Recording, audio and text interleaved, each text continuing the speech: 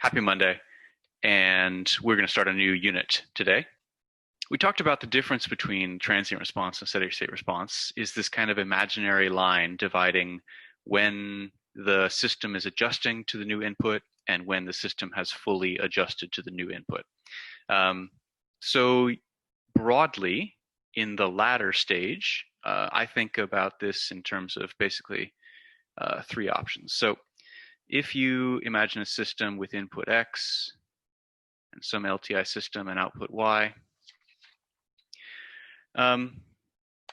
mostly I think about the output as settling to these three different options, basically. So in the first, you might have, I don't know, some finite duration pulse.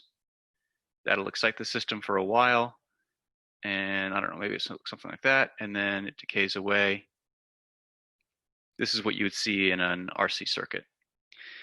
And here, this is what I'm talking about. This would be Y steady state.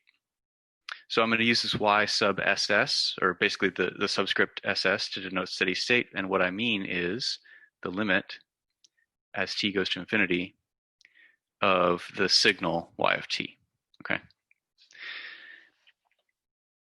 You could have steady state values that are constants. For example, if I were to input, say, a unit step into this same system, then perhaps we would get something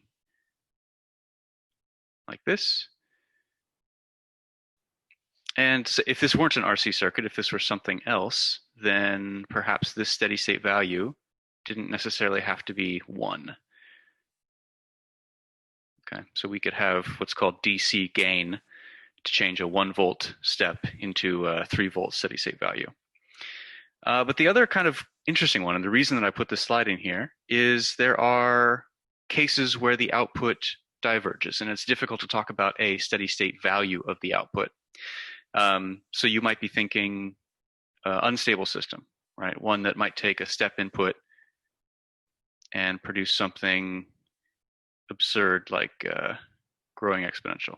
This is a case where Y steady state doesn't exist, or one could say that Y steady state equals infinity. So the mathematicians would get mad at me for writing this, but the idea is that the steady state value of the system, of the output of the system, is not finite. But I think a more relevant case, and perhaps more nuanced, is that a stable system can have a divergent steady state output if the input is divergent, right? So if the input is bounded, then a bounded input, bounded output system has to produce a bounded output. Great. But if the input is unbounded, then the output doesn't have to be bounded. So for example, this could be a stable system, and if I excite it with a ramp input, then it's perfectly natural for it to give me something like a ramp output. And in both of these cases, Y steady state doesn't exist. There's no finite steady state value. And yet, we can still talk about the steady state portion of the response and the transient portion of the response. Okay? So I think a lot of times when we go into this unit, students have this picture that steady state behavior is constant, and that's not always the case. It's often the case, but it's not always the case. Okay, so we are going to use, well, basically one major tool in helping us analyze the steady state behavior of outputs of systems, and that's called the final value theorem. Now, I don't cover final value theorem in 228, but I think that Professors DePiero and at least Pilkington do. So bear with me for a moment if you've already heard this. But the final value theorem is a relationship between the final value, hence the name, of a signal in the time domain with its Laplace representation. Okay, so here, little f and big F are a Laplace transform pair. And so what the final value theorem says is that the steady state value, so remember this notation is condensed down like this, the steady state value of a time domain function is the limit as s approaches 0 of its Laplace transform times s.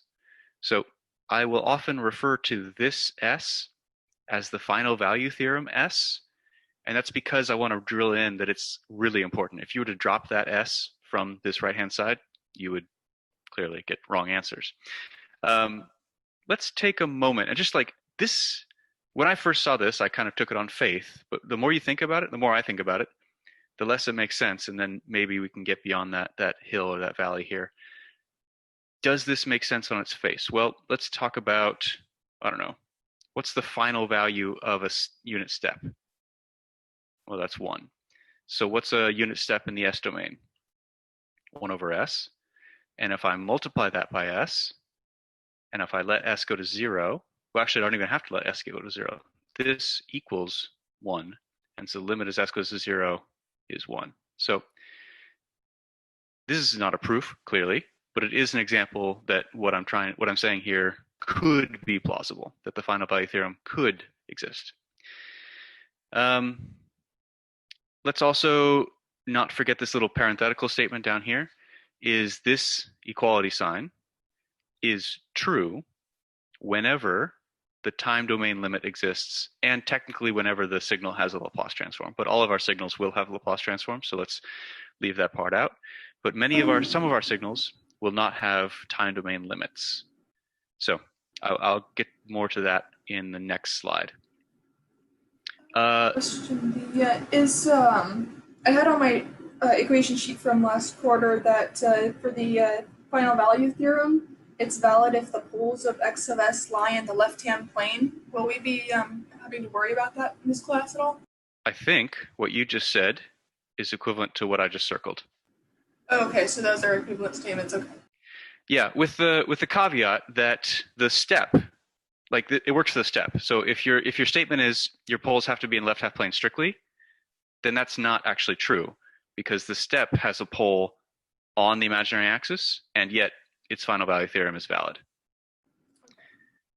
So, for example, if you had that signal, then this time domain signal won't have a final value, or its limit as t goes to infinity will be infinite.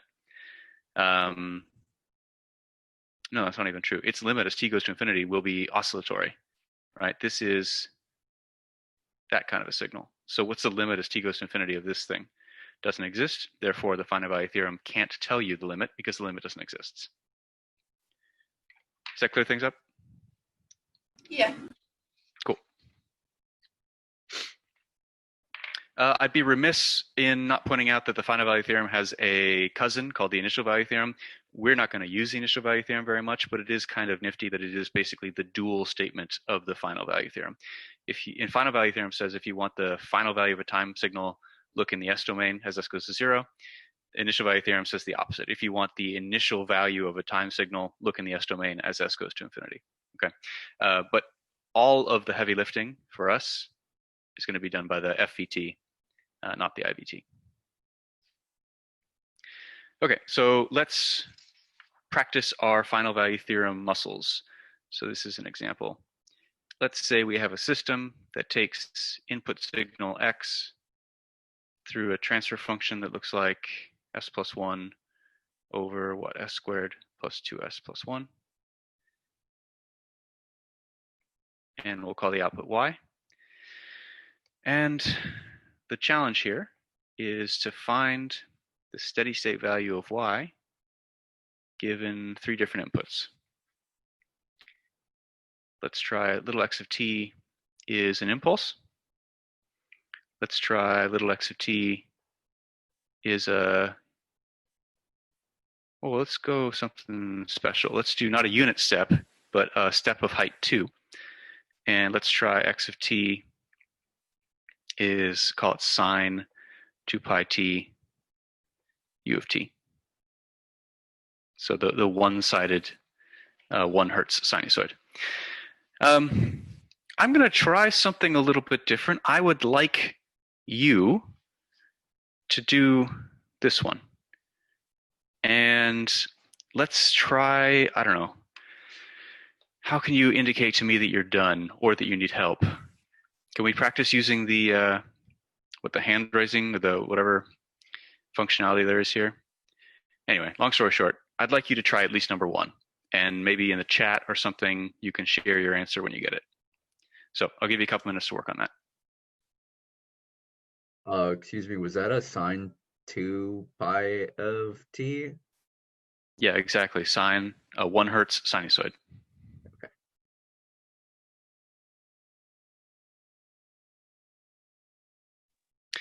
Okay, I'm not getting a whole lot of feedback here, so I'm going to go ahead and soldier on. The key to answering question 1, I think, is to remember that the Laplace transform of a unit impulse is the 1 function. So here x of s is just the 1 function, which means that y of s is 1 times h of s, which means final value theorem says that the steady state value in the time domain, so I know there's a lot of s's here, but this is a lowercase y sub ss, is the limit ss goes to 0 of s times y of s, which we just said is h of s. So this is the limit as s goes to 0 of s plus 1 over the denominator. And I think we get something like 0 over 1. Okay, so this is a system whose impulse response decays to 0. Let's try question number 2. This would mean that x of s is 2 over s. And that means that the output in the s domain is going to be 2 s plus 1 over s squared plus 2s plus 1. So if we were to take the limit as s goes to 0 of this expression, we would get something that diverges because we have a lone s down here in the denominator. That's why this final value theorem s is so important. So this tells us, the final value theorem tells us that the steady state value is the limit as s goes to 0 of s times y of s. And that s is going to do basically all the work, right? Because that s will cancel that s, and now I can let all the s's go to 0, and so I get something like 2 over 1. Okay, so this is a system not only with impulse response that decays to 0, but with a step response whose steady state output is the value of the step. Okay, so a 2-volt step in produces a constant 2 on the output eventually. Let's see, let's talk about the third question. This was a trick question because if I excite a system with a sinusoid, the output has to be sinusoidal. And then the continuation of that statement is that a sinusoid doesn't have a limit, doesn't have a time domain limit. But I wanted to include this because I wanted to warn you that if you go around blindly applying the final value theorem, you can get yourself into trouble. So again, the story here is that if I put in a sinusoid, ... to this system, I am going to get something sinusoidal out. And the whole idea is that this has no limit. Right, to be clear, it's certainly a bounded signal, but there is no time domain limit. And so if you didn't even know the final value theorem, you would say there is no steady state value. It does not exist. Now, the point of including this example is you could go and blindly apply the final value theorem, in which case you would have to say that x of s is 2 pi on s squared plus 4 pi squared, which means big Y of s is the product, 2 pi times s plus 1 over a 4th order denominator.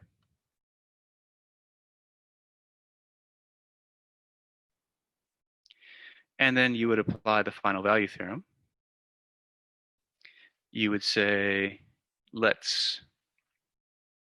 should we do here? We should take the limit as s goes to 0 of s times y of s.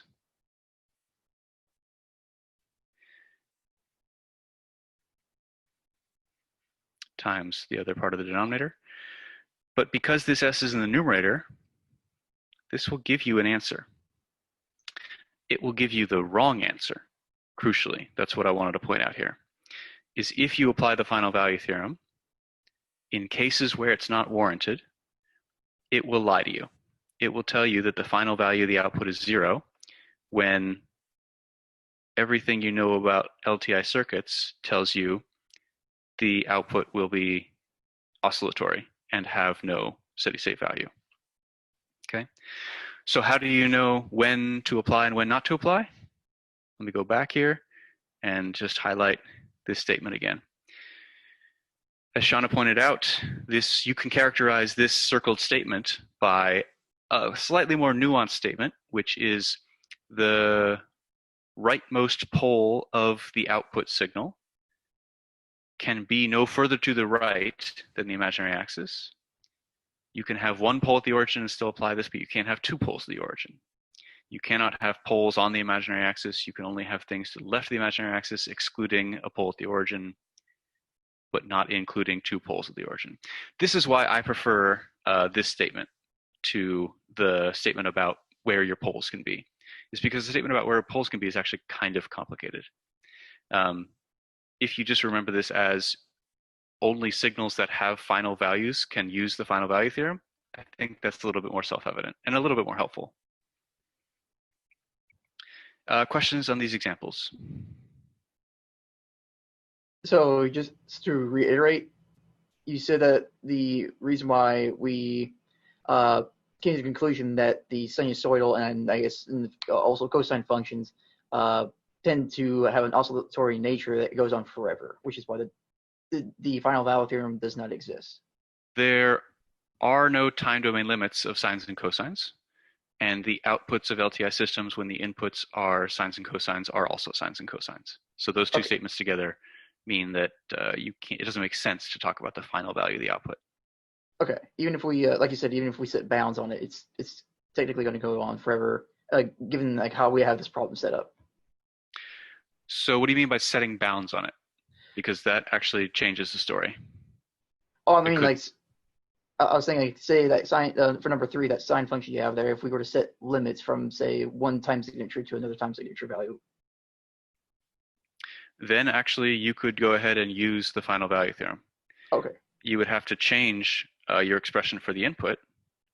You'd have to multiply it by some kind of bounding function in the time domain. But yeah, then I believe you could do it. Okay, thank you. Yep. Talking about final values of outputs and all that other stuff is great, but most of our business in steady state analysis is not going to be talking about the steady state value of the output. It's going to be talking about the steady state value of the error. And this is pretty much everything in this class has been a rehash of stuff you've covered already, and this might be the first new thing. That is, we're going to define the error in a system as the difference between the reference input and the output. So let's go here. So let's get a little terminology down. This is the reference input, conveniently called R.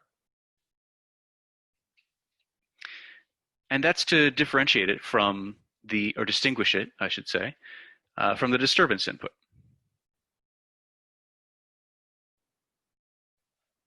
So far in the class,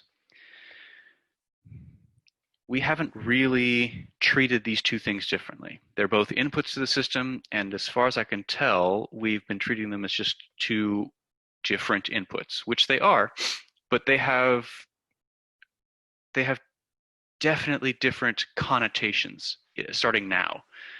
Now we have to treat the reference input as the thing we want the system to do.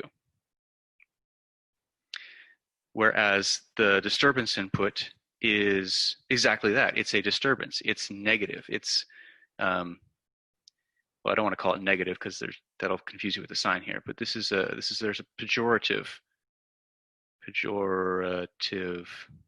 connotation on the disturbance signal. Okay. So I like to phrase this definition of error as the difference between what you want and what you have, what you currently have. So this will be what drives all of our analysis for this unit of a class, is to determine how this signal, E of t, behaves.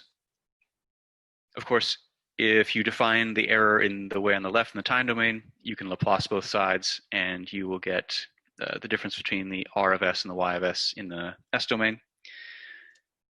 And then all you have to do is apply the final value theorem, assuming the final value of the error signal exists, and you get the bottom expression here, that the steady state value of the error should be the limit in the S domain as S times R minus S goes to 0.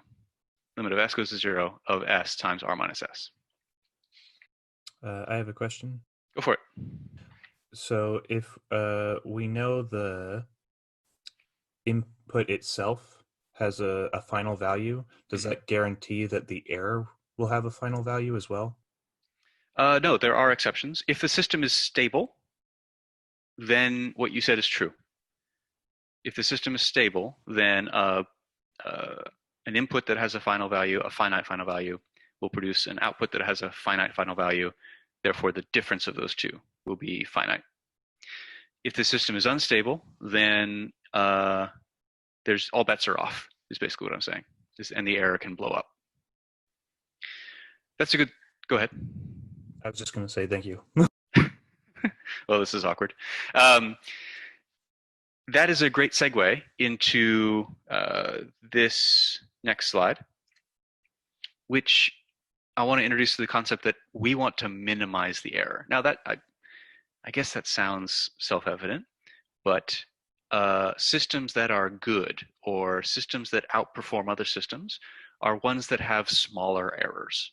Okay, so the kinds of errors that you will see depend on a couple things, and these are just due to the definition of the error that we had on the last slide. So let's point that out again. Error in the time domain is the difference between the reference input and the output. So what goes here in the reference input will certainly cause the error to do different things, whether this is a delta or a step or a ramp, etc., or none of the above. Certainly, if the reference input changes, then the character of the error would also change. But these two quantities are both kind of equally weighted in this statement, that if the reference signal changes, then the error will change. If the output signal changes, then the output will change. And I want to point out that how to get from reference to output, so R of t to Y of t, this is what we call the transfer function, right? How to change the input to the output. But I also want to point out that there are other possible inputs at play here. That is, the total output can be thought of as the output due to the reference plus the output due to the disturbance, right? So, and this Y total is what goes in up here, okay? So the error on any given day is the difference between what you want and what you have can be contaminated by disturbance inputs. Okay, so nothing on this page says anything about disturbance, but it's masked, it's hidden inside this Y of t up here. The other thing to point out is that if we're talking about steady state response, then we don't care about initial conditions, because initial conditions in a stable system will just wash away.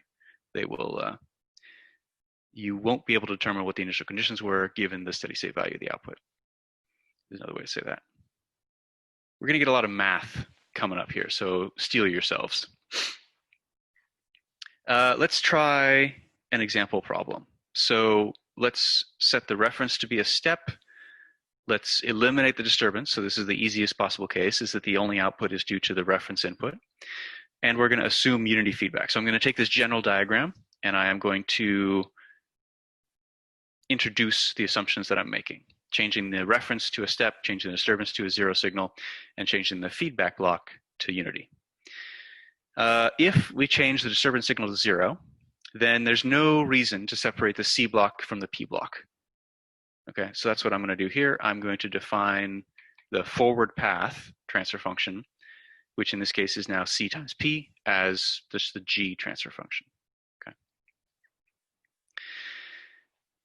So if G is our forward path transfer function, I don't think it's too much to ask to assume that it has the form of every transfer function we've ever seen, which is a polynomial over a polynomial. Okay, so this is, it's a slight assumption in that there are things that we are excluding from the possibility, like there's no delays, there's no nonlinearities, but basically G of S, if it's an LTI transfer function, if it's an LTI system, will have a transfer function that can be written like this. And it looks a little scary, but the idea is this is just one polynomial divided by another polynomial. A bunch of zeros, possibly, over a bunch of poles, possibly. Okay, so this is as general as I can make it. If we assume this form for G, then the transfer function can be written from R to Y as G over 1 plus G, and that's because we assume unity feedback. So again, this is, I'm going to switch to, let's try that one. This is our rule from week 1, which is forward over 1 plus forward times feedback. And feedback, again, is unity. If this is the form of my R to Y transfer function, then all I have to do is multiply top and bottom by this A polynomial, and I'll get this expression here, this fraction. Okay. But again, I'm not interested in the transfer function. I'm interested in the error signal. So if we take the Laplace transform of the error signal from 2 slides ago, we can factor it. So what I wrote was big E is big R minus big Y. But just pull a big R out of that expression and you get this guy right here. And this is why I did the work to find the R to Y transfer function. Is because if I plop this fraction down into here, and I write the 1 as the A polynomial plus the B polynomial over the A polynomial plus the B polynomial, then I can combine the bracketed term and get this fraction. So usually in class, it takes me about 5 or 10 minutes to write all this on the board, and it gives people a chance to digest what's going on. But because we're all PowerPoint, I want to take some unnaturally long pauses to make sure that you're following what's going on. Because I know better than anyone that having someone click through a PowerPoint presentation is not the same as learning.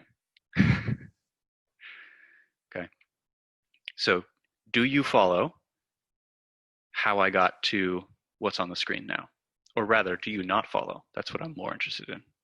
Just to make sure, it looks like you factored out the error signal and you plugged, looks like you plugged RY over S, Y of S over R over S, and you multiplied it by the unit step signal, correct? Yeah, so this 1 over S comes from the assumption that we're treating the step input. Okay. Yeah. The thing in the bracketed term, if you replace this fraction with this thing above, think of this as 1 minus, I don't know, a fraction. Like the way that you learned in 3rd grade to reduce that would be make the 1 be the denominator of the denominator and then merge these into a single fraction. That's exactly what I did here. Why is there the 1 minus the Y of S over R? So we started with error is what you want minus what you have. If I factor an R out of this expression, then I get 1 up here. Can I undo? No. Okay, I'm going to scratch out. Minus. Now, there is no R to give from the second term, so you have to write it like this. Okay, I see. Yeah, it's a bit of trickery, which is why I wanted to pause and make sure everyone was on the same page. Okay, so Yeah, that makes sense because I was looking at this error signal, and what you said is when you pulled the R of S out, you had to divide by an R of S for the Y of S. That's exactly right. The other way to look at it Gotcha. is take what I have written here and go the other way. Distribute the R in. Exactly. Thank you. Yeah, sure. Okay, so let's keep me from drawing on the page. Come on, there we go. Okay, so we have an expression for the error signal in the Laplace domain, which means if we assume that the final value of the error signal exists, then we can use the final value theorem. And that's what's going on here. This first equality is just the definition of my steady state value and the final value theorem being applied. And the second term is just plopping the value for E of S that we got in. Now note that the 1 over S, let's go back to laser pointer. Note the 1 over S from the input is going to be canceled by the S from the final value theorem. Okay, so that's critical. So you don't have to pay attention to anything outside of the square brackets here. What goes on inside of the square brackets?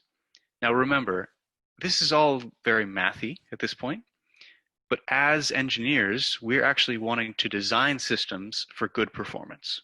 Okay, so I know that's out of left field right now, but we can take what's on the slide now and talk about what kinds of G's, what kinds of systems would give me good error. What is good error? Good error is small error. Good error is error close to 0. The best error is no error. Now that sounded really patronizing, but I'm just trying to drill it in. So in the kind of general case, and I know that you've got the spoiler on your slides already. If we kind of make the general assumption that the 0th term in the A polynomial is non-zero, then when all the S's go away, all of the S's in the numerator will go away.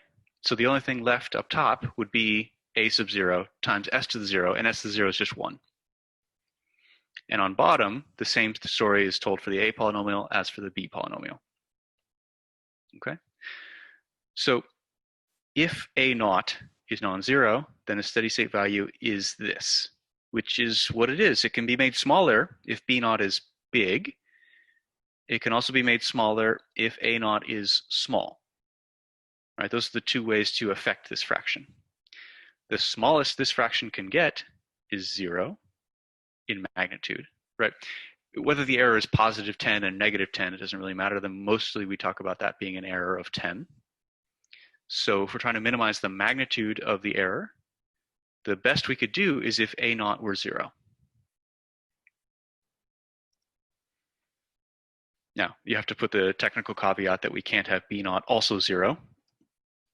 But the idea here is that if in the original G polynomial, if it has an A0 of 0, then the steady state error of the entire closed loop system is as good as it can be. Now, when we started this, I'm willing to bet you wouldn't think that the value of a certain parameter in one of the polynomials in G would control everything. I think it's still a little bit surprising to me. But what we're going to do on the next slide is we're going to translate this statement into something that's a little bit more actionable. Okay, because right now, like, I'll be honest, we never talk about transfer functions in this form. We always talk about their poles and their zeros and their gains and all that other business. It's really rare to talk about the exact coefficient values of a polynomial of a transfer function. So,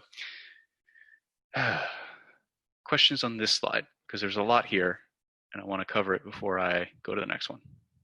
Where did the S over S come from? So let's talk about each of those S's individually. The S down here is just this guy. The S up top came from the final value theorem.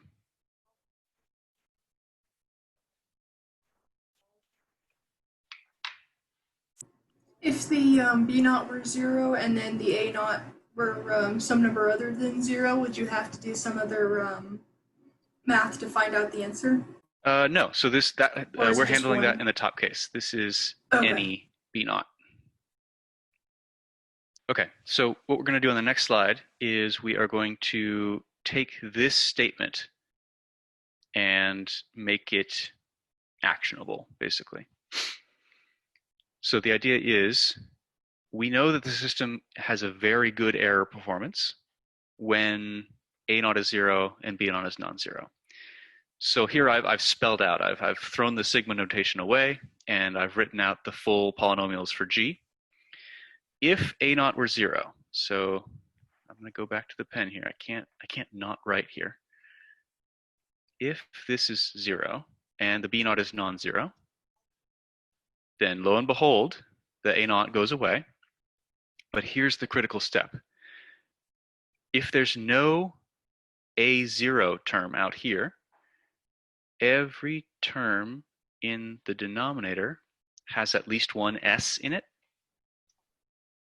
which means I can factor that S out. So here is the key, is that I know that A naught is 0 if G of S has a pole at the origin. Okay, those two things go hand in hand. And what do we know when A naught is 0? We know that the steady state error is 0. So here's where we get this last kind of conclusion. And there are a bunch of restrictions here. So let me go through them one at a time. We are talking about unity feedback systems, right? Everything changes if H of S is non-1. We are talking about a step in the reference signal only. We've set the disturbance to 0. So remember, there were several simplifications from this example. We can achieve the best possible error performance if the forward path transfer function has a pole at the origin.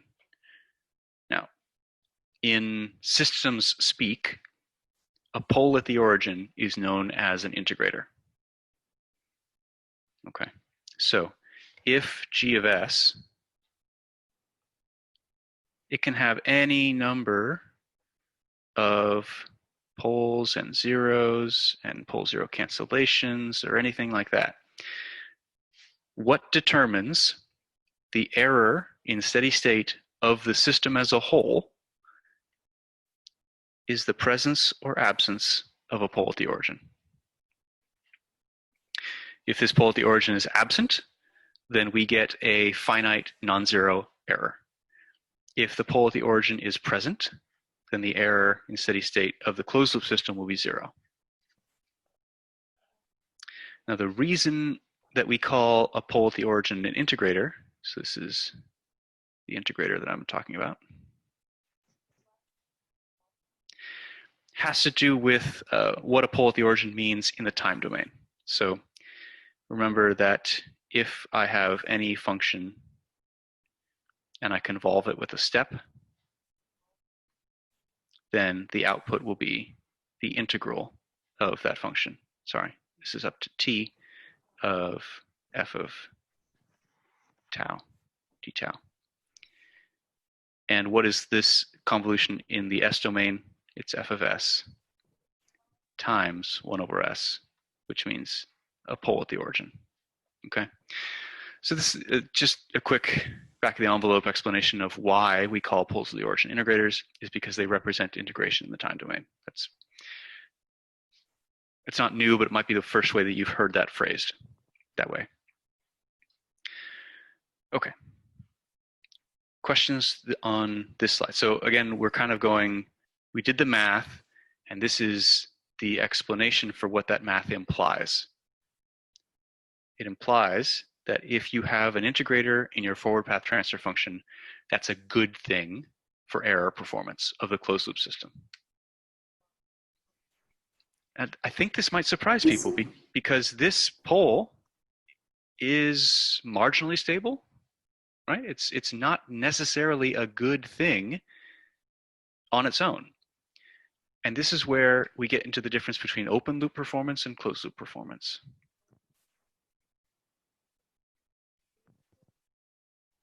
here, I'm saying intentionally create a marginally stable G so that you get good closed loop performance. Okay. And the idea is that the poles of G are not the same as the poles of the overall transfer function. And we've seen that a couple times already, but we're going to get much more into detail on that in the next couple weeks. But for the time being, suffice it to say is that I can make a marginally stable G and have a fully stable T. You said that it's an integrator because there's integration involved in the when you do the convolution, but isn't convolution by definition an integral of like e to the negative t times some stuff? Sure. So you're saying that every output is technically an integral. Yes. Yeah. But What's making this one different? so this one I'm integrating with nothing else, right? So there's no other h or exponentials or anything else in this. This is a pure, the output is the integral of the input, like the running integral of the input. Okay, I see. Cool. Like in a physical system, what does unity feedback actually represent? Cool. So permit me to go back to the clean slide over here.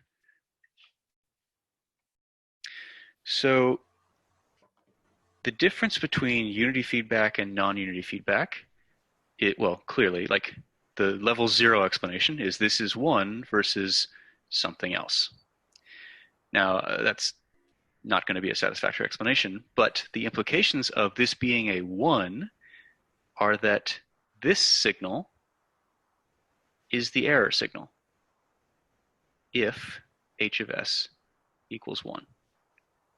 Right? This is r, this is y, so this is r minus y. Else, if h of s is not unity, then this signal is not the error signal. It's something else. So let's see, what could you say here? If then, so let me finish this statement. This is r. This is going to be h times y. This signal will be r minus h times y. So here you can see that if h is 1, then we get the good thing, quote unquote. And if h is not 1, we get something other than the good thing, which I'm calling the bad thing. This is very technical. One way to interpret this is your sensed output. Let's try spelling.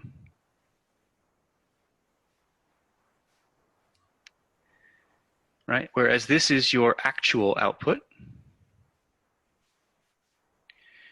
Think of this as the sensor that takes reality and digitizes it, say, or takes reality and makes it into a signal that we can do operations on.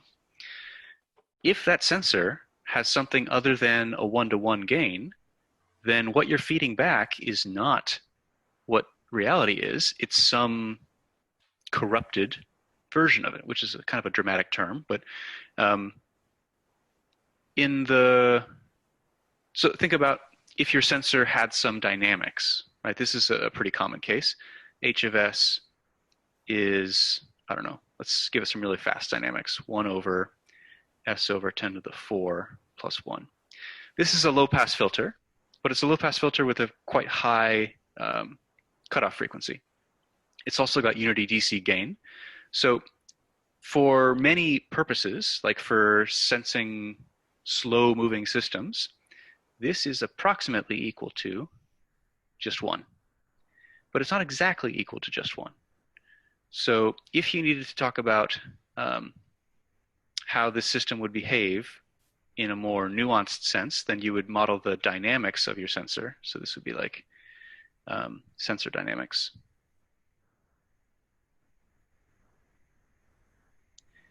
And this would be a simplification, simplified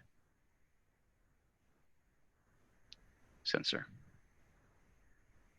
Okay, so this is how mostly I think of it, is that the h of s represents how you are taking reality and feeding it back and translating it into something that you can do math on. In the best possible case, what you're controlling on is reality.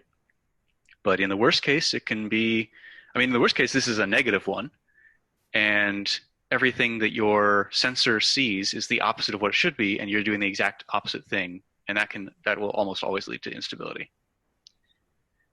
Again, I'm getting ahead of myself here, but I think suffice it to say, maybe the answer to your question is, if h of s is not 1, then the thing that your controller acts on is not the error.